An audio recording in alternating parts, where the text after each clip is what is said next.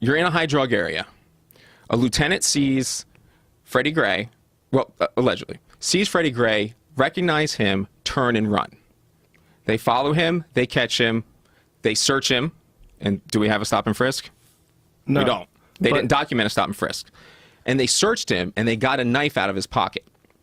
So let's stop at this knife. Now, how do we get into the knife? We searched. Right. We went into his pocket. Illegal search. We don't have a stop and frisk.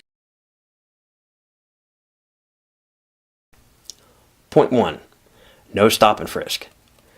Irregardless of whether there was a stop and frisk documented in regards to Freddie Gray as a separate document, there would be a continuing narrative starting from the pursuit all the way through to actual arrest, which would account for the same thing.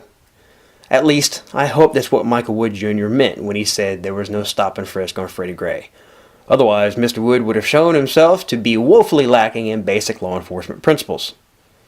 See the Terry Stop and HuffPo video for more clarification regarding stop and frisk.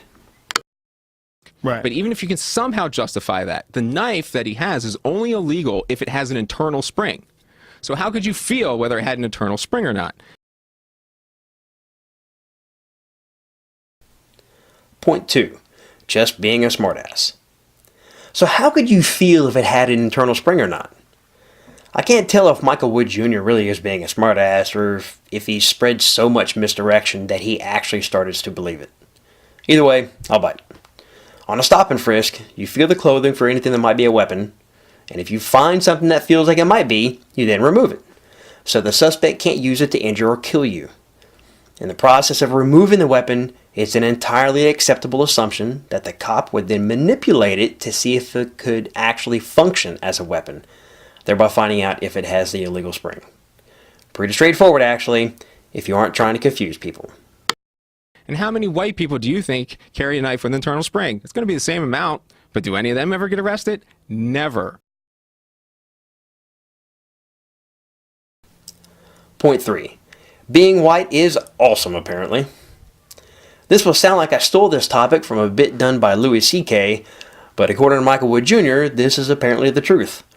I'm beginning to think that Mr. Wood is a con man playing the really long con, based on the amount and frequency of the fantastic examples of silliness that fall out of his face. Maybe that's why he looks so young and has a permanent smirk to his face. He stays happy because he's trolling all of us. Black Lives Matter and everyone else, all at the same time. This dude's either borderline delusional or quite possibly the world's greatest salesman. Right. An assisted pocket knife that's this big is illegal in Baltimore. And if you live in a hood, think you might have a knife on you? Probably a good idea. Yeah. So if I would have caught him, well, I would have probably chased him because I think he was dealing. Yeah, I would have chased him. Right. But I would have stopped him. He didn't have the drugs on him. He wins. I search him. I probably do take out the knife, but I give it back to him and I say, okay, be safe.